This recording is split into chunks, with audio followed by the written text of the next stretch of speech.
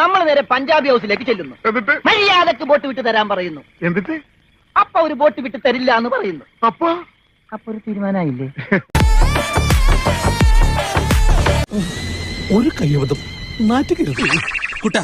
ഇനി എന്റെ ദേഹത്ത് ഒരു പോറൽ പോലും ഏൽപ്പിക്കാതെ നോക്കേണ്ടത് നിന്റെ കടമയാണ്.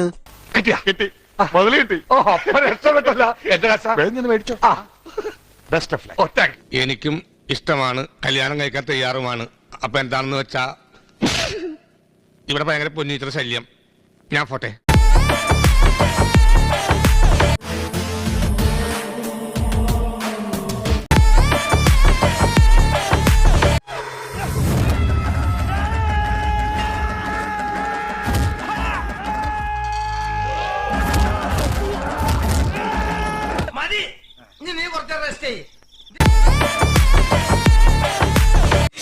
നിന്റെ തൊള്ള തുറന്ന് ഒച്ചെങ്ങാനും പുറത്ത് പൊങ്ങിയ നിന്റെ വായിൽ ഞാൻ ടാറൂരിക്ക് ഒഴിക്കും. മനസ്സിലായോ?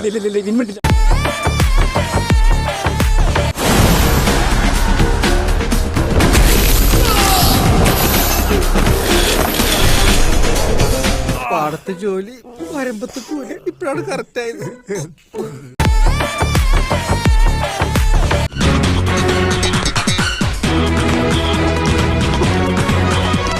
തീർപ്പ് വക്കീലല്ലേ, ഒന്ന് പിടിച്ചു മാറ്റാനെങ്കിലും തോന്നിയില്ലല്ലോ ബ്രൂട്ടസ്. അയ്യോ, 101 അടി അടിച്ചാലേ നിന്റെ ദേഹത്ത് കൂടിയ ബാധ പോകുന്നു പറഞ്ഞിട്ട് അവന്മാര് 98 അടിച്ചുള്ളൂ. എന്തോരം നക്ഷത്രങ്ങളെ എനിക്ക് കിട്ടും. ഞാനിപ്പോ ഏത് ഗ്രഹത്തിലാ? ഒറ്റിക്കൊടുത്താൽ കിട്ടുന്ന നക്കാപ്പിച്ച കാശിനായിരുന്നെങ്കിൽ ഞാനത് പിച്ചയായിട്ട് തരുമായിരുന്നല്ലോ. എന്നായിരുന്നു 100 രൂപ? അതിച്ചിരി കൂടുതലല്ലേ ഏട്ടാ? മാങ്ങാ തൊലി.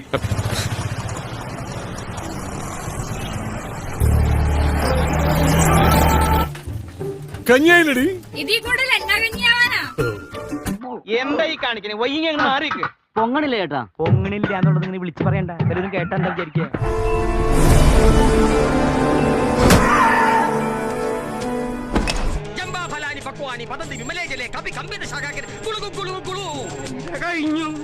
എടാ രാത്രി എടാ ഒരു കയ്യിൽ വെക്കടേ പൊട്ടാൻ.